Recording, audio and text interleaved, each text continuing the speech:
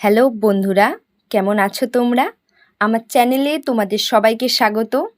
আজ আবার আমরা শুনবো আমাদের প্রিয় শিশু সাহিত্যিক সুকুমার রায়ের একটা দারুণ মজার কবিতা বুঝিয়ে বলা।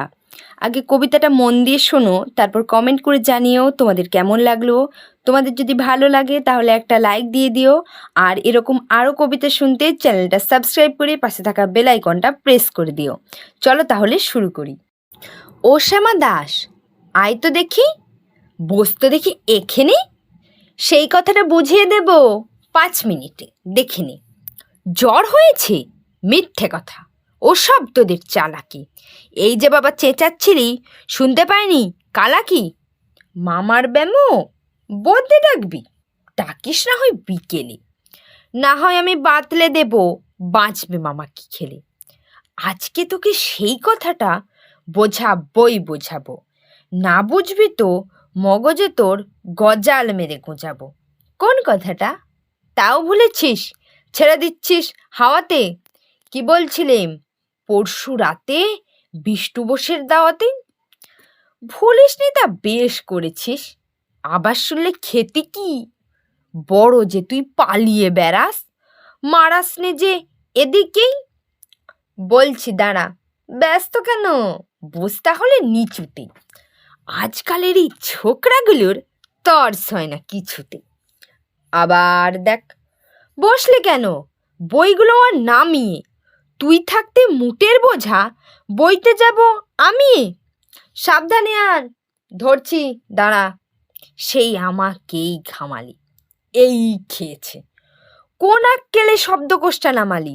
ঢের হয়েছে, আয় দেখি তুই, বসতে দেখি এদিকে। ওরে গোপাল, গোটা কয়েক পান দিতে বল খেদিকে। বলছিলাম কি, বস্তু পিণ্ড সূক্ষ্ম হতে স্থূলেতে, অর্থাৎ কি না লাগছে ঠেলা পঞ্চভূতের মূলেতে।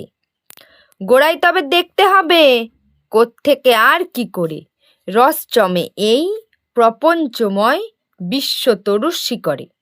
অর্থাৎ কি না এই মনে কর রোদ পড়েছে ঘাসেতে, এই মনে কর চাঁদের আলো পড়ল তারই পাশেতে।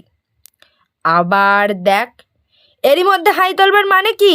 আকাশ পানে তাকাশ খালি, যাচ্ছে কথা কানে কি? কি বললি তুই? এসব শুধু আবল তাবল বকুনি, বুঝতে হলে মগজ লাগে।